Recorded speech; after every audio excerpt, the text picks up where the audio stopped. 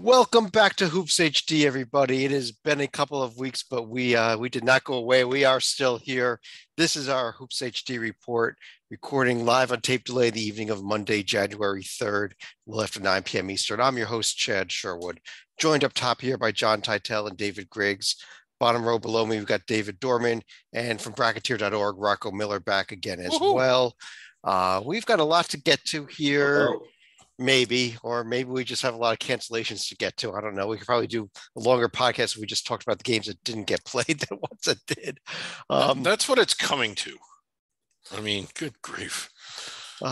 And, anybody that's been following college basketball has seen what's been going on here the last two and a half weeks now, where we are getting, I don't know, maybe half the games that are scheduled for each day played, and then some bonus games added in here and there, and maybe a game added in and then canceled, and maybe a game canceled in the middle of warm-ups. Who knows what's going on? But Rocco, I know you've been following a lot of these cancellations. So before we even get into the standings and the results, so let me ask you a question here. Is this the right way to go here by just trying to get games in, or should we look into it? Maybe it's just time to shut the thing down for a couple of weeks and get past this surge of the Omicron variant here. I saw our buddy Jeff Goodman talking about that earlier today. I think it's really hard to do that because you have certain teams and even leagues where there's very little, if any, cancellations. I think the SEC had one today. They might have had one other last week, for example. And Big 12's been pretty good so far. And so why would they want to stop if they did a blanket shutdown? I just think it's so different when you look from East Coast to West Coast to the South to the Midwest. I mean, there's so many variables, so many different jurisdictions. There's different school rules, like Northeastern and UC San Diego have no fans right now, for example. So I think everybody's just trying to plow through it. I think the one thing that is most important here is the NCAA tournament dates are not going to move. So you might as well try to get as many games in my opinion, even if it means you got to shut down for 2 weeks, which a lot of teams we're seeing are right now. So again, I just don't think there's a fundamental way to pull that off. And so, let's just pair as many teams as we can during these bumpy weeks. And let's hope by the end of January, the caseload comes down and boosters have kicked in. A lot of teams got their booster shot last week. So I just think we got to weather a little bit of the storm, unfortunately. Yeah. Go ahead. Okay. I was just going to say, Rocco brings up an interesting point because it really kind of varies from, if not school to school, at least from conference to conference. A lot of your power leagues play on multiple nights of the week, whereas a lot of your under the radar leagues have set schedules on the same days every week and traveling partners. So if you're going to see a shutdown, it probably isn't going to be nationwide. It might be conference wide, and where they're able to rework the schedule to where it's like, well, Monday and Tuesday are open dates for everybody. So like for the week or two that we were shut down, we could just move those to either a Monday or Tuesday night later in the year. Whereas if you get this Big Ten or something, they can't really do that. Right. I think we're already seeing that the West Coast Conference is talking about adding Monday, making 3 games a week to make up for a lot of their missed games. I think they're talking about adding Monday and Tuesday games in. So I think we're going to see that. And I would say, quite personally, I do agree with Rocco here. Why not get a few games in, especially if there's no way to move the NCAA tournament? If you could move the NCAA tournament back, then I think it's worth discussing, a shutdown to get past this surge, because I'm hopeful that what we're reading is correct, that this is going to be a couple weeks, maybe 2-4 weeks, but by the end of January, we get hopefully back to closer to where we'd been at the start of the season than where we are now. And Chad, if I could just jump in there to Rocco's point on the tournament, unless you're going to go to a one area site again or one city area, there's too many moving parts to this tournament. There's too many cities. There's too many arenas involved. There's too many dates. There's NBA teams. There's NHL teams. There's concerts. So moving this back, there's television. There's television, CBS. Unless they're moving it to one site, I don't think you can move this tournament. Exactly. Right. And if this is a short-term surge here where we've got to just get through the month of January, you don't want to move it to one site and lose out on all the fans getting into these events nationwide. If hopefully by the time we get into March and April, things are a lot better.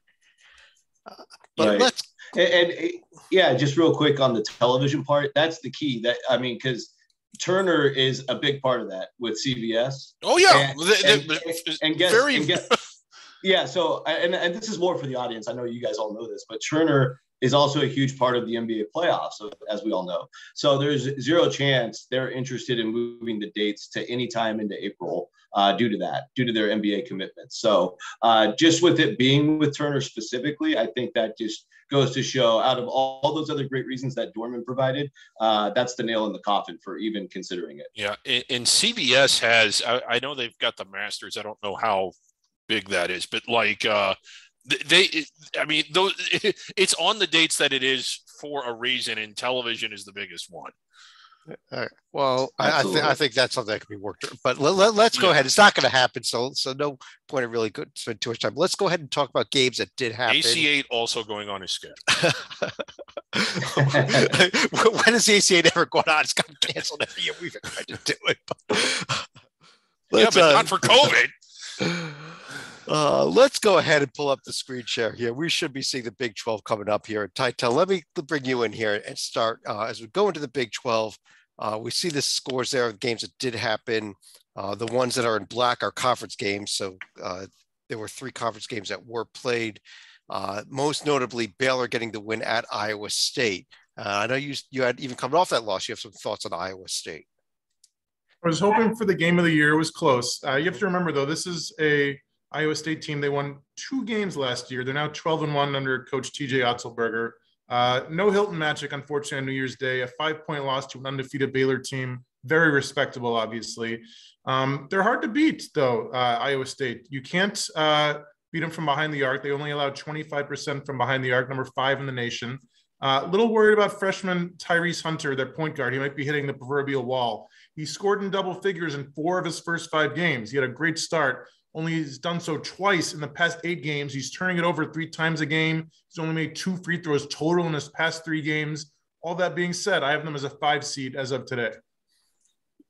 Yeah, they are. That the start they got off to, though, was amazing. But how about Rocco? How about the Bears, though?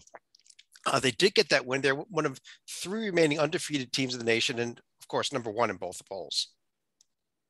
I mean, they haven't missed a beat since last year, and it's incredibly impressive. Just we talked about them a couple of times this year previously. The ability to insert a Kendall Brown and a phenomenal talent freshman, but right into a system like this that takes years to grasp over Scott Drew's history. I think he's just done a phenomenal job of simplifying things for the young guys, because you're seeing Jeremy Sohan, the 6th man. I mean, the guy is unbelievably talented, does a little bit of everything: rebounds, passes, shoots, really good interior player, rebounder.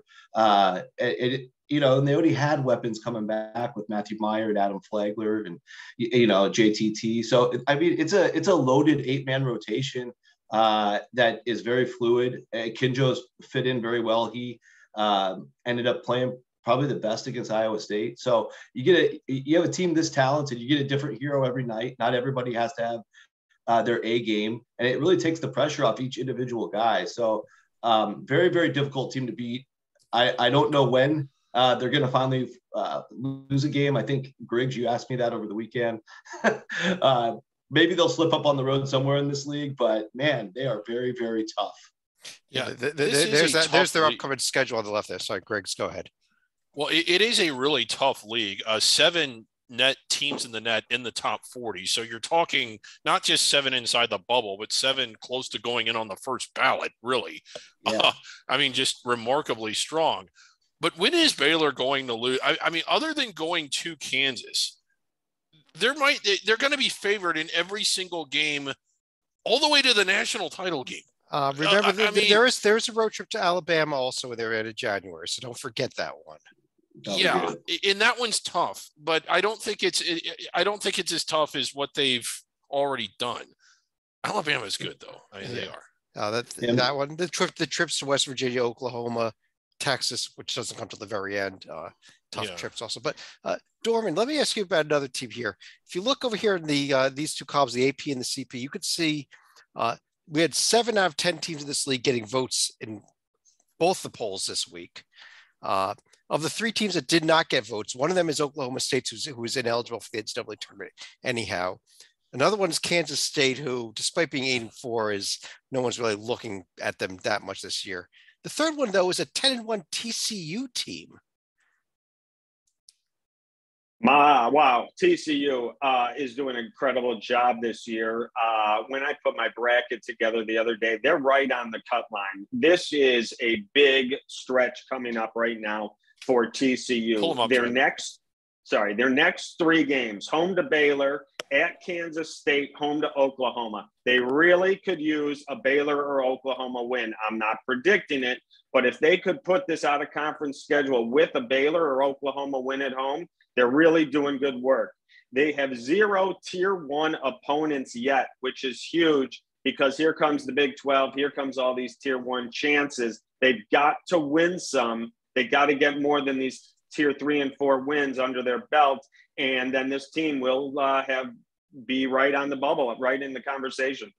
If they could get them, my issue with them is somebody's got to lose in this conference, and every single game, maybe other than Kansas State, is going to be a dogfight, and maybe Kansas State will be a dogfight too. So, right. The reason I ask you to pull them up is like we have Rocco and Titel here who study the selecting habits of the committee extensively, and typically it is rare to see a team that does not win an out-of-conference game against someone in the field get selected if they're not at least 4 games over 500. TCU, it doesn't look like they did. I mean, the win over A&M might get in. Maybe one of those teams gets in, but while their record is incredible, was it too many pastry carts or too many cupcakes from the pastry cart? I'll tell you in a league like this. Well, but if they can knock off some of these Big 12 teams, they're going to get a shot. Go ahead, Rocco. Sorry. No, I agree with you, Dorman. I think that's the key. Like, there's so many opportunities in this league. Basically, every road game is probably either 1A or 1B, right? So with that being said, you win a couple on the road, you can build a really strong resume. You've got the Gotti record already set up. But in general, like TCU's results in non-conference are an indicator of what we should see in conference, theoretically. They did get blasted by Santa Clara, by 20 plus. So, I mean, there's definitely a lot to be skeptical about. So they're going to have to prove themselves. Right. And I got the upcoming schedule. I will be showing upcoming schedules through the course of the podcast tonight. Take them all with a grain of salt because a lot of these games that we see on here have already been canceled throughout the night or may get canceled. If any of this gets changed, I'm blaming you. Well, we already know, for example, West Virginia and TCU were supposed to be playing tonight. That was one of the games that we did lose. Yeah. But let's keep things rolling along here. Let's jump over to the Big Ten Conference. And Grace, let me start with you because a few minutes before we started this podcast here, we just saw Wisconsin pick up what you called, and you may be right about this out of rarity, one of the biggest true road wins by anybody all season so far. Well, yeah, biggest wins of any kind. And when you look at the teams that are, if you look at Titel's bracket, if you look at kind of the ones we've been doing, and if you look at who's in the hunt for a 1 seed, there aren't many losses. I think this is the only team that's lost on their home court that's in that 1 seed discussion so far. So I don't think it was necessarily a back-breaking loss for Purdue, maybe by 1 seed standards it is, as much as it was just an incredible win for Wisconsin. They probably now have claim to the most impressive singular win of the year out of anyone. Alabama, beating Gonzaga in Seattle is probably also in that discussion, but it was like when you look at all the resumes, and I know that all of us go through Chad's workbook and look at all 358 of them every day. You don't see a better win than that one on anyone's resume. It was a very impressive win. A couple of teams I do want to hit on here, though. Rocco, let me ask you about the team on the top of the schedule here.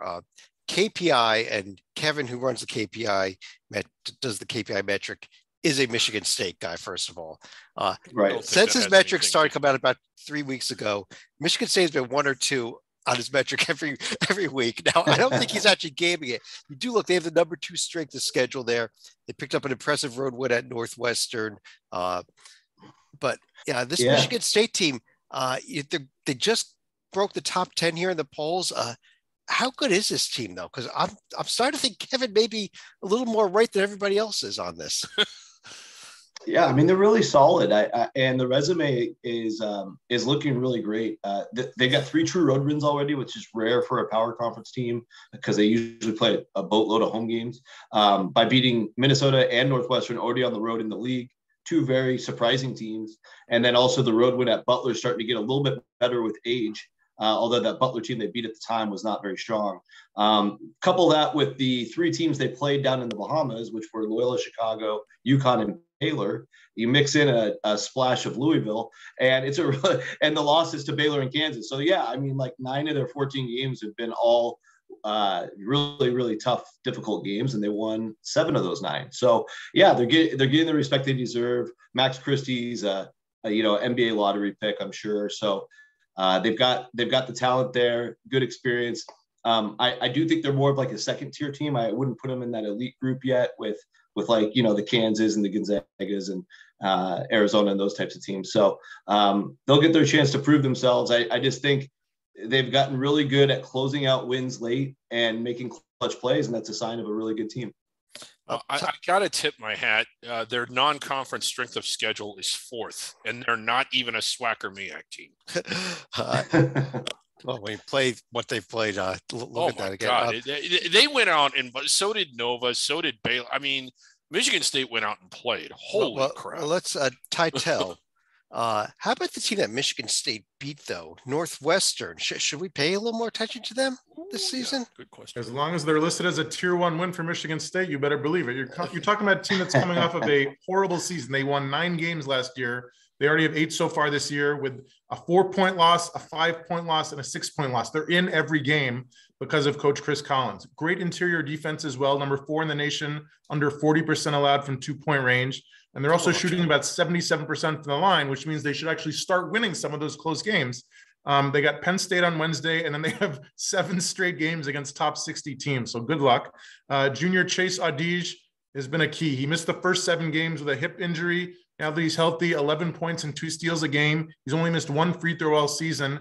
They're outside the bubble at the moment, and as long as they keep being competitive, they could make their way up there. Yeah, had they won just one of those games, it would have changed the entire complexion of this resume. Now, they still have many, many, many chances to change the complexion of the resume, but you want to talk about non-conference strength of schedule, the 299 there, bit of a contrast with Michigan and the Michigan State on the left. Yes, but Dorman, how about the other team from what Ohio State fans call the state up north? How about the Wolverines? Lost to Central Florida to add to their woes, and a team that people were talking Final Four heading into the season. The Central Florida game wasn't even that close. They weren't even in the game down the stretch. As we sit here in the first few days of January, Michigan in the Tier 1 games, as we see right there, 0-4. For a team that everyone thought coming into the season was easily top 10, if not top 5, this team had big-time aspirations, and every big game has been a loss.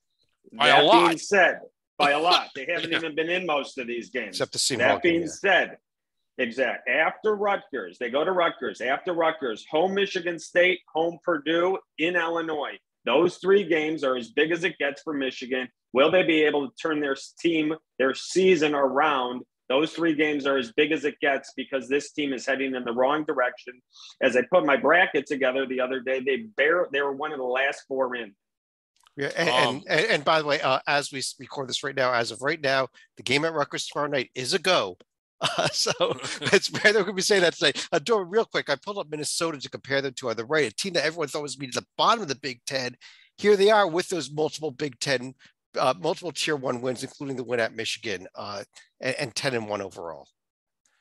I have them ahead of Michigan as we sit today. I think Minnesota is actually safely in. And if you're going to compare these two, it's easy because they won in Michigan. They also won in Mississippi State.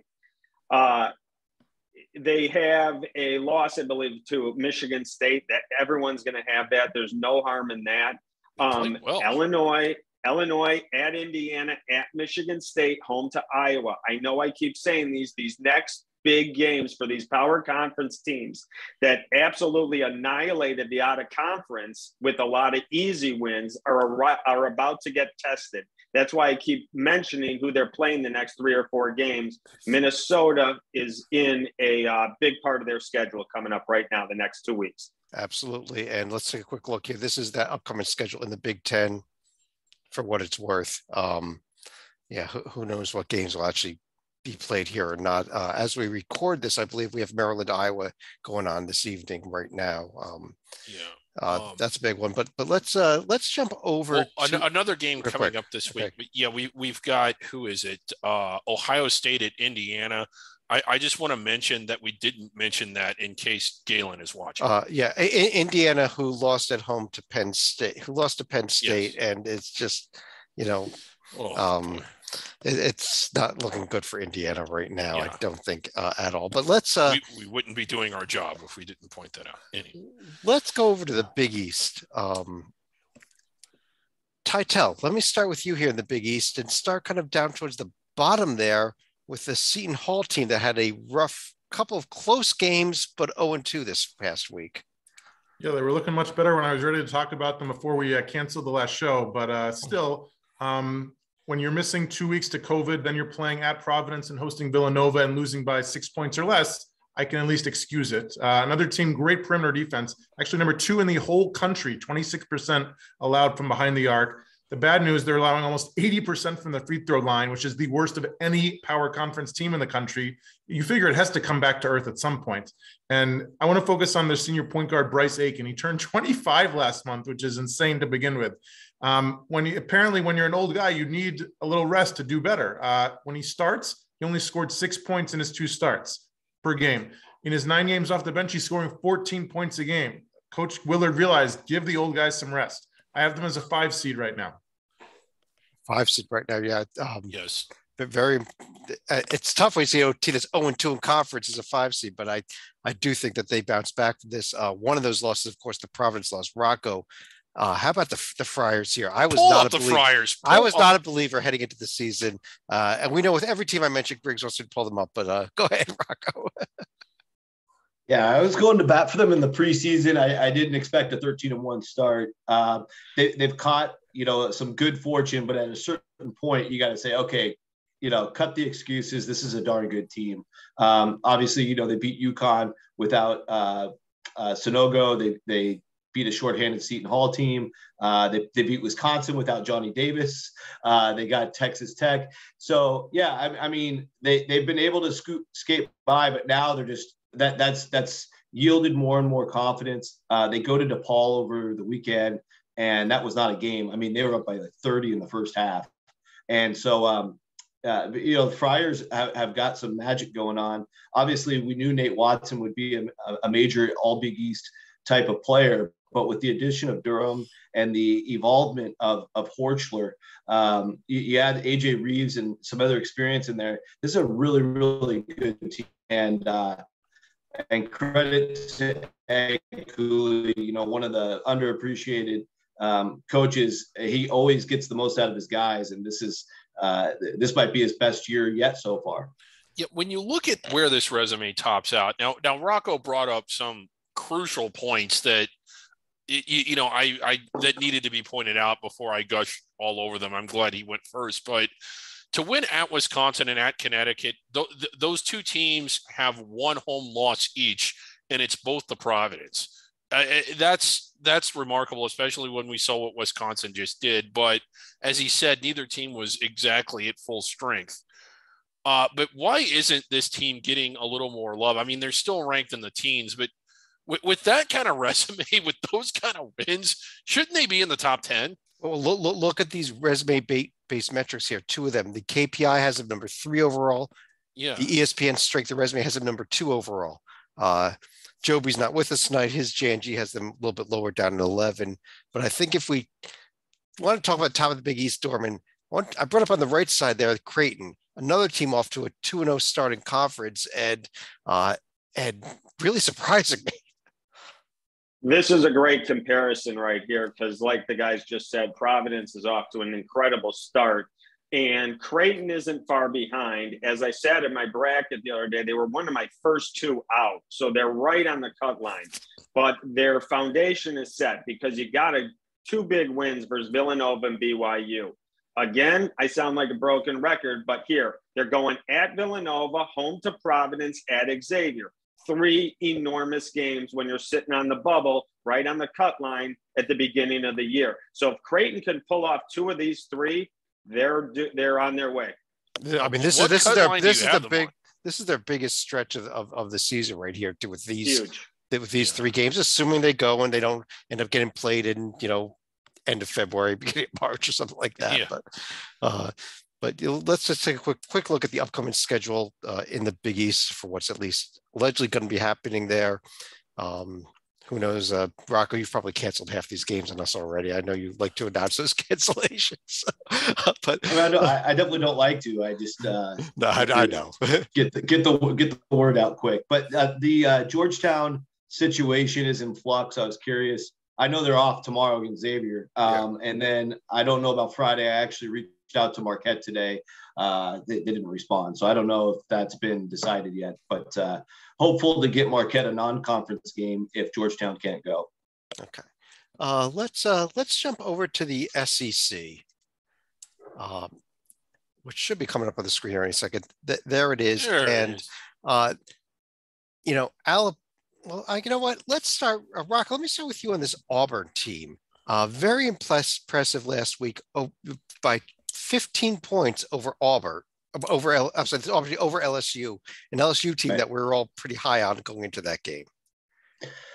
And Auburn did the same exact thing to Murray State the game before. I think they're going to be really, really difficult if anybody can beat them at Auburn. I mean, they have a different gear when they're playing at home. And they've shown it, I mean, in the limited examples against some tough teams. And then I think the one time they sweat in the last month was St. Louis. They were actually losing with about 5 minutes left and were able to get some key plays down the stretch to pull it out. But the thing about this team under Bruce Pearl, it's like a 9-10 deep team. And Flanagan just came back. Alan Flanagan just came back. So, you've got an all-world talent in Jabari Smith. I agree with Tytel's comment a week or two ago about him maybe being freshman of the year in the country with Paolo Banchero also in the mix. But it's not just him. It's Walker Kessler. It's Wendell Green came over from Eastern Kentucky. They are just overwhelming teams. They did it all non-conference. I think they're going to overwhelm at least half the SEC when they play them. And then it's going to be some real battles when they get in there with Alabama and Kentucky and those types.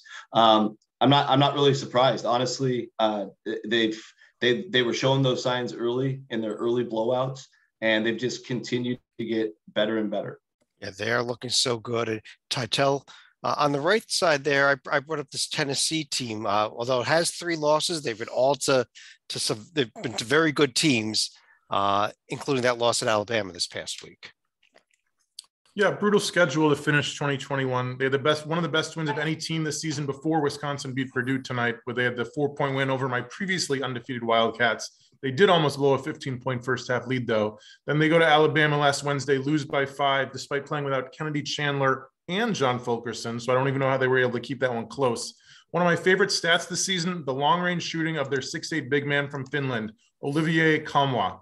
Freshman year, he's 1 of 5 from behind the arc. As a result, sophomore year, Coach Rick Barnes says, hey, you're not allowed to take a single shot because you suck. This year, 10 of 19 from three-point range, or as they call it in Finland, kolme pisteen alue. I have him with the 4 seed right now. Wow. Very nice. Yes. I'm impressed. I don't know. Dorman, let me just go to you on that. I don't know where else to go. LSU. The team that did lose to Auburn, I'll put them up here on the left side. I know you have a few thoughts on them. I'm going to stick to English here. LSU, LSU is, to me, still a question mark. Right now, most brackets are showing right on the protected seed 4, 5, 6 area. My questions are, because there's one tier 1 game so far, and it's a loss. Nothing wrong with it at Auburn.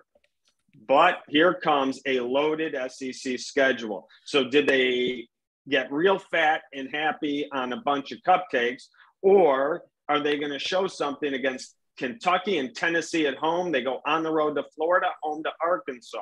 Again, another Power 5, another power conference team with a huge 2 to 3 week run coming.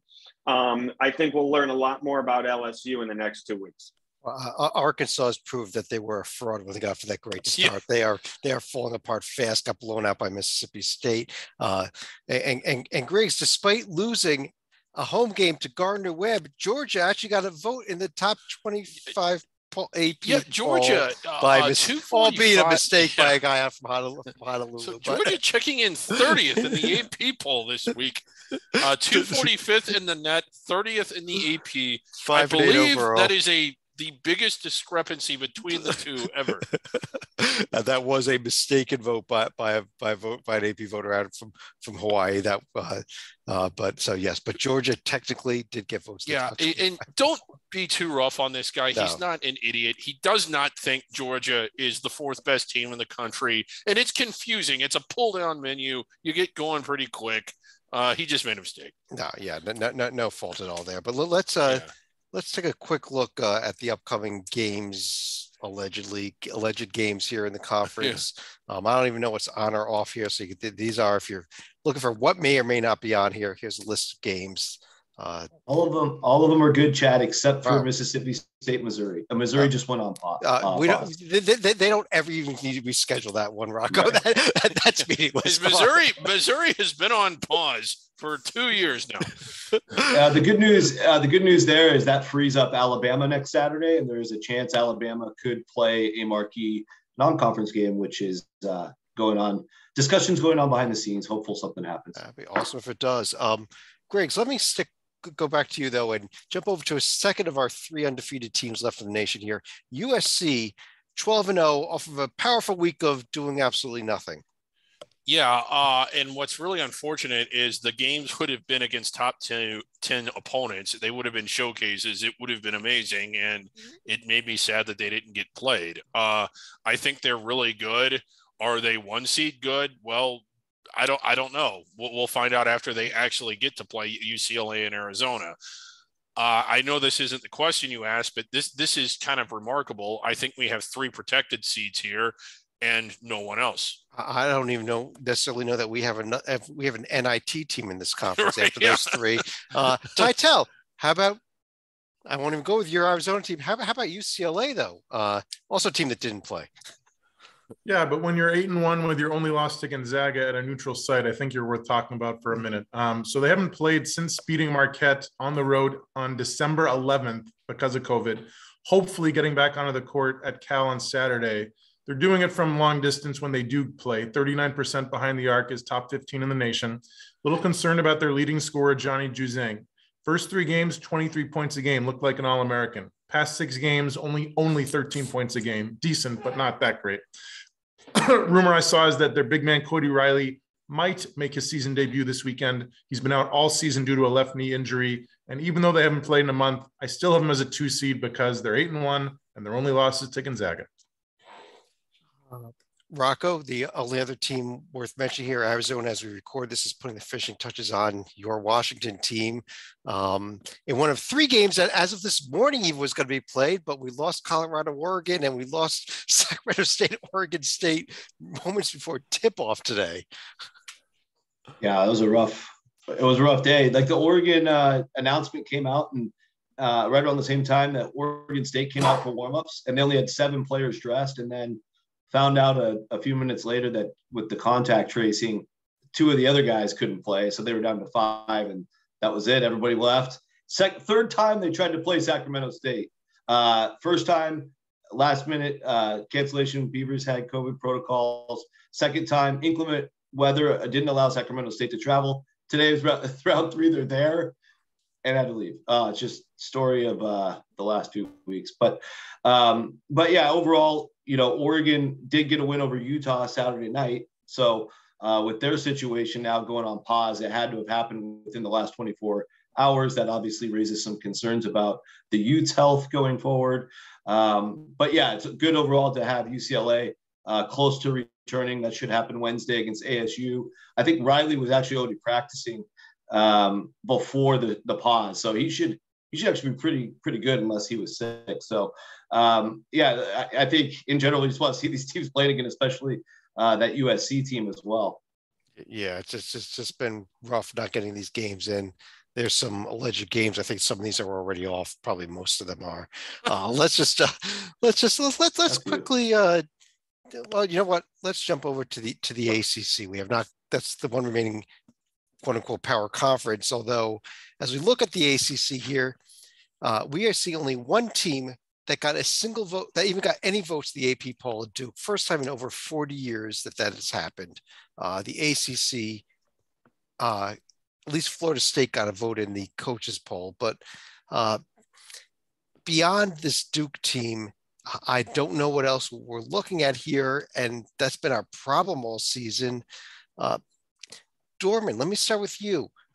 Wake Forest is a team that we're kind of keeping an eye on earlier, but they go and they lose, go 0-2 this week. Yeah, they went down to Miami and couldn't get it done.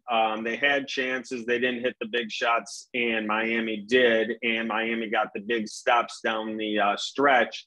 Maybe we should start talking about Miami, but overall, I'm with you, Chad. This ACC is not good. There's very, very few wins to be had that are going to look good to the committee. But Miami, who I had right on the outside looking in, but I had Wake Forest barely in. They win, like we said, at home to Wake the other day. Again, here we go. Miami's got some big games coming up because they have this Duke game. Duke is going to be the one game in the ACC you can really lean on and show the committee you got something. It's in Duke. I don't think they're going to beat them.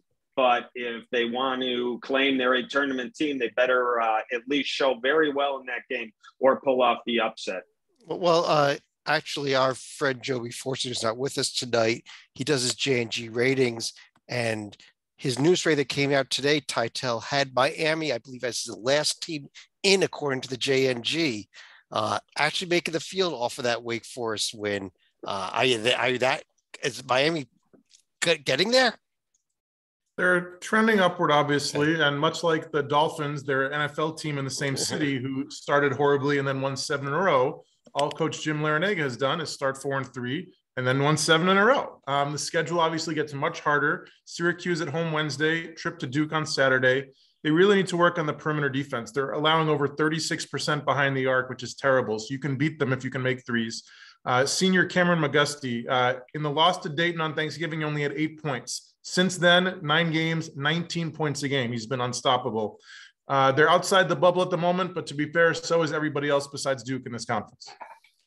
Yeah. When you look at Duke, are they going to have enough juice to get a 1 seed? That's it. Rocco, why don't you answer that question here? With Duke, basically playing the type of schedule that's a lot of juice. Those two. Okay. They got those 2 big wins, but where's another tier 1 win the rest of the season? Where is it?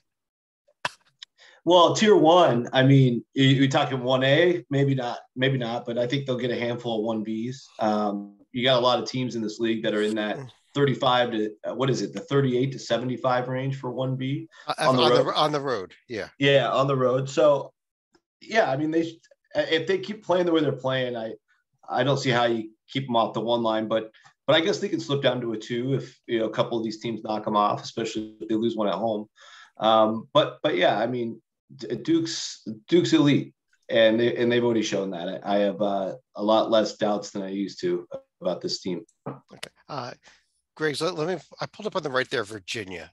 Here's a team that did get did pick up, I think, the win at Syracuse this past week. Is this a team that can get back in the NCAA tournament conversation here now?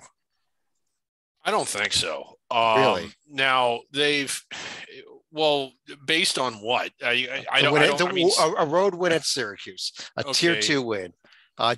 Coming right off of that, going into back-to-back road games at Clemson and at North Carolina, allegedly, probably canceled. Okay, if they win both of those and then they win their next 2 against, Vautech and Wake, and then they beat Pitt, and then if they go to NC State and win, then never mind, I guess. Yeah, I mean, they're going to start. If they do all that, then they're going to start to get back into the picture.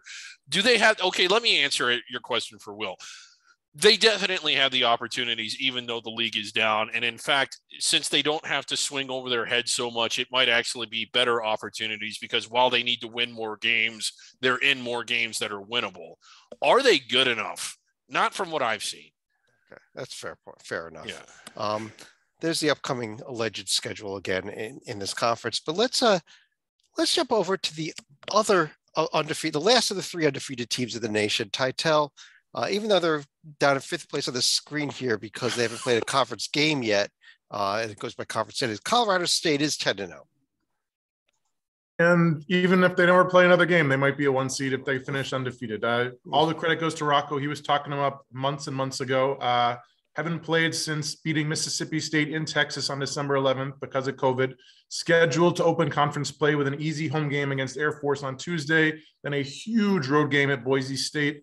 The offense is unstoppable. They're top 9 in the nation for 1-point land and 2-point land and 3-point land. Unbelievable. And I love guys named John T. So my shout out is to John Tanji, their big super sub, 12 points a game, a ridiculous 17 of 29 from behind the arc, despite coming off the bench. I have them as a 7 seed only because they haven't played in a month. But I mean, this team, do you think they're like top 4 seed potential, or am I crazy? I think they are. They are. Griggs. Okay. Yeah. So I think if they win out, or if they only lose 1 or 2 the rest of the way, yeah. Because the record's just going to be so bloated. But when you're talking about protected seeds, do they check the boxes here? Do they have that win against a team that's inside the bubble on the road? It still has it. Okay, Creighton, neutral court. Yeah. And Mississippi State's close. Now circle March 1st at San Diego State. That's the other team I want to discuss. Rocco, on the right side there, the Aztecs. We discussed this a couple of weeks ago. I think that we kind of starting to write this team off early on, but I think it's a solid enough resume here if they can really run through this conference and maybe only lose a couple games. Right. Yeah, I agree. I don't think there was any reason to write them off. They were not full strength at Michigan. That game was ugly. The USC and BYU losses are totally explainable and excusable. And the St. Mary's neutral win, I mean, that was classic Aztecs basketball. And now they've got a key win to kind of hedge with. But I just want to reiterate, I mean, this Mountain West almost across the board is so improved that even these 2 teams that we're looking at, they're going to slip up along the way. You've got a tough Wyoming team, a tough Fresno team, an improving Nevada team, a much better than expected Utah State team. Yes. And I haven't even talked about Tim Miles.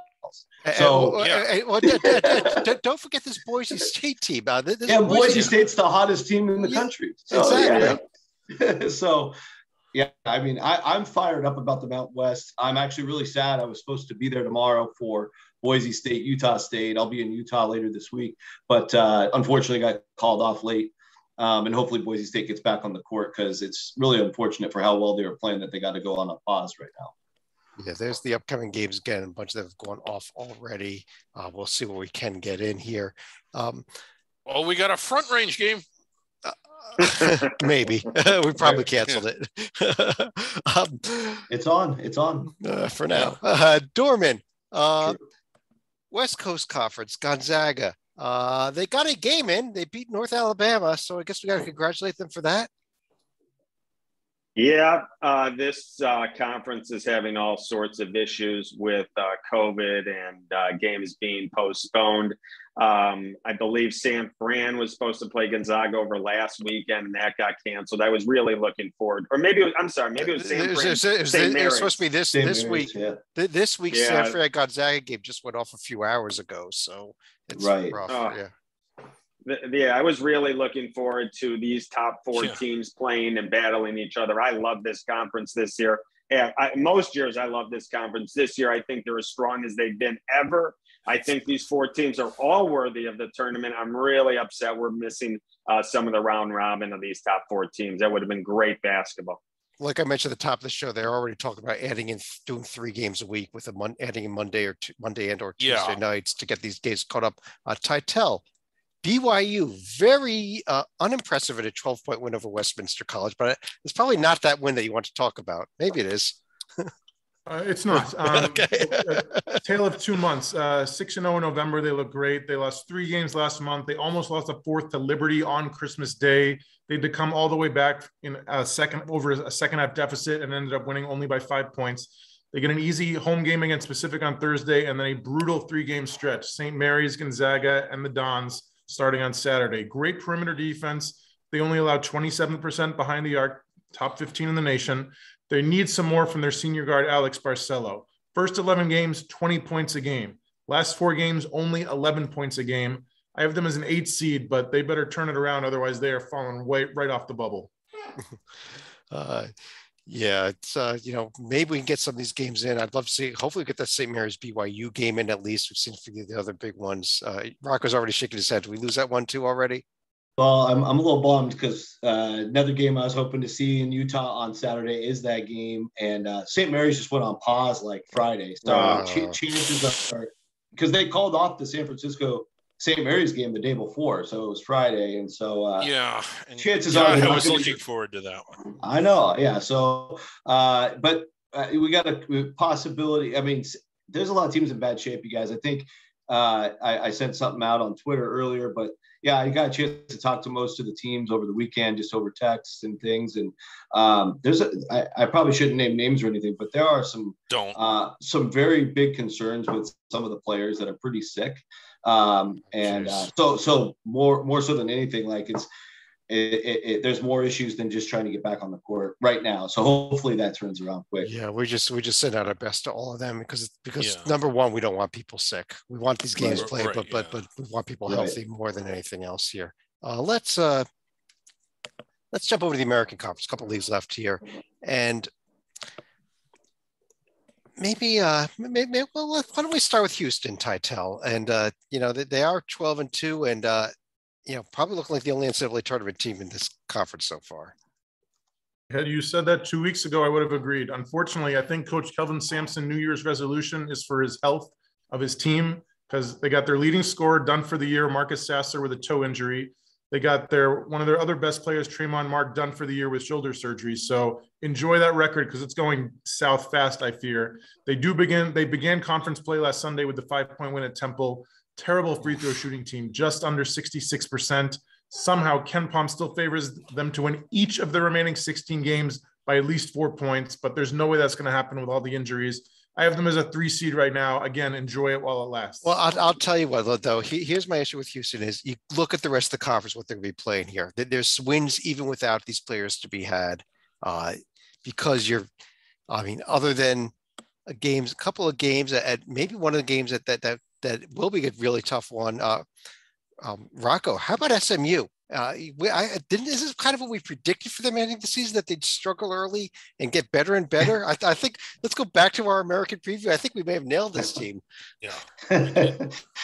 Yeah. The Kendrick Davis show. I mean, he's doing it all. And, with the Houston guys going down and with Memphis all over the place, he's got to be the front runner for American Conference Player of the Year. I mean, just put on a show. Big 12-point win over a hot UCF team yesterday. Or sorry, yeah, it was yesterday. Yep. And so, what is it? 8 wins in a row now for the Mustangs. That includes a win over another hot team at the time, Dayton. So certainly getting their heads on straight. And they did mix in a couple of decent road wins in between with New Mexico and Tulsa. Now, I am skeptical because SMU historically and even now feels like what Griggs would call a home court hero. I want to see them get this away win at Cincinnati on Thursday night. That would start to show me a lot, especially with Cincinnati coming off the loss. And then they'll get some other road tests with Memphis, Wichita, Houston later on. That to me will separate them from this fringy, really good home team to like a bona fide tournament contender. They got to get it done away from home. Yeah, they do. Yeah. Real quickly, I'll put the upcoming schedule. We mentioned that huge SMU Cincinnati game on Thursday as the one to circle here. Wichita State at Houston allegedly on Saturday as well. But Dorman, let me go over to the Atlantic 10 with you here. And the team that got votes this week in both polls, is it time to start paying a lot more attention to Davidson here? I think so. Bob McKillop's doing an incredible job. This team shoots the ball as usual, really, really well. They play team basketball. Their defense is sound as it can be. And this conference is not I had high hopes for St. Bonaventure. They haven't been good. Then they got hurt. Now they're sick. Davidson has every opportunity to take hold of this conference and get some wins.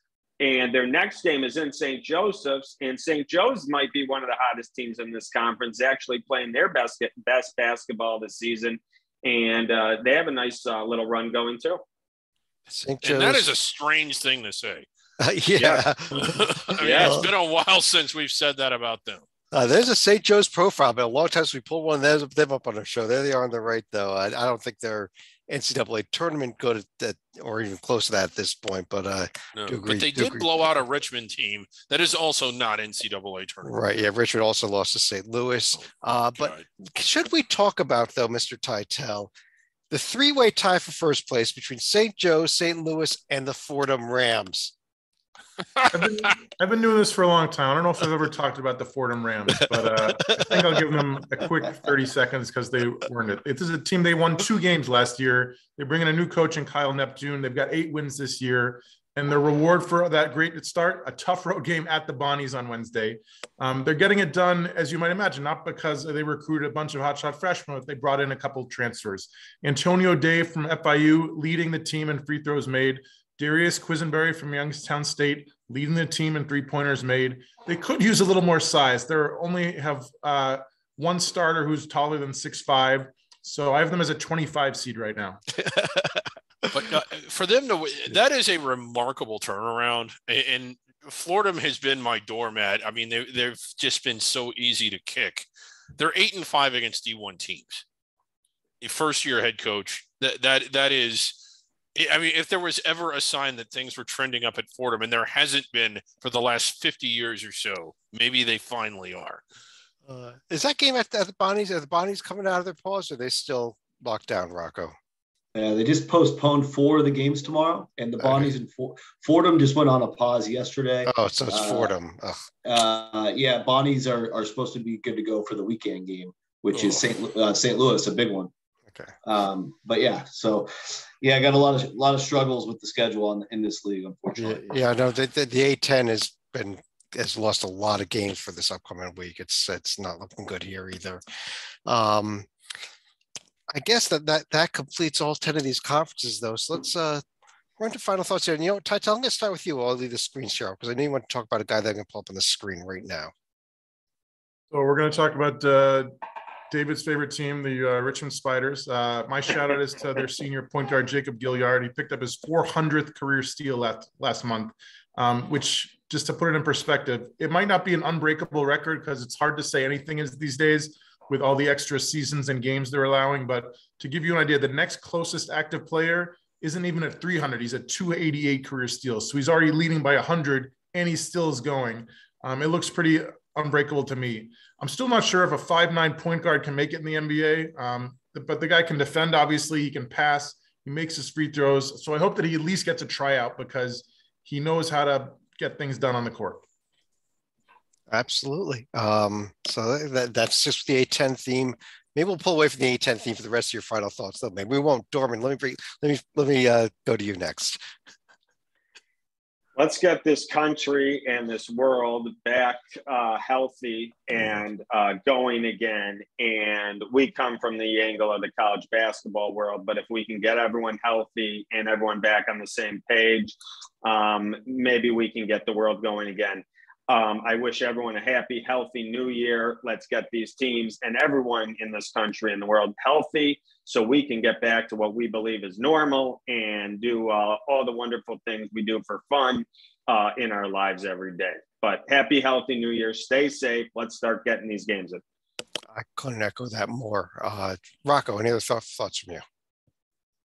Yeah, the Tulane Green Wave came into last week 3-6 and coming off of a 22-day pause. And all of a sudden, they knock off Memphis at home and they win at Cincinnati, where they had built a 20-point first half lead and held on, had enough distance to get that win. Give it up for Jalen Cook, your American Conference Player of the Week, who averaged 22.5 points. He had 7 of 11 three-pointers, shooting 50% overall, and committed 0 turnovers in both games combined. Just really effective play. Apparently, Tulane maybe got some practice in because they look like a whole different team, and they're now 5-6. Well, maybe we'll put Tulane in as our American champion then. Forget about that, Houston. Forget about SMU. Greg, do you want to finish off the show? I'm still floored by the ACC, and I just can't believe it. And I know the voting, it's all subjective, but objectively, it's there too. When you look at the ratings and the metrics, it's Duke and it's nobody else that, I mean, is anybody, I think other teams will make the field, but here's the issue. Are some of these teams like North Carolina, like Florida State, that we still believe to be good, going to have a hard time building up their resumes just because you can't play Duke 10 times between now and the end of the year? Like, you kind of need quality wins to climb the ladder, and there's not going to be those opportunities this year.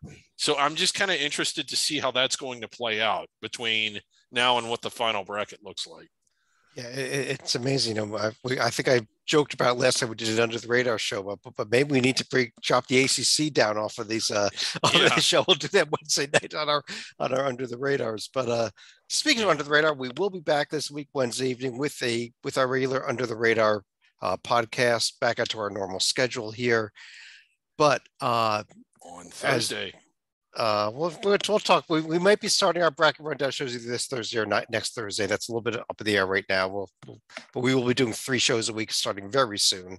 But on behalf of John Titel and David Briggs up here, David Dorman and Rocco Miller from Bracketeer.org, the row below me, I am Chad Sherwood. Thanks for joining us. Have a happy New Year, everybody, as Dorman said, and stay safe, stay healthy. Let's get these teams healthy, and hopefully we can get the season back on track and have a great rest of the season here. So happy 2022, everybody. Take care, and we'll talk to you again real soon.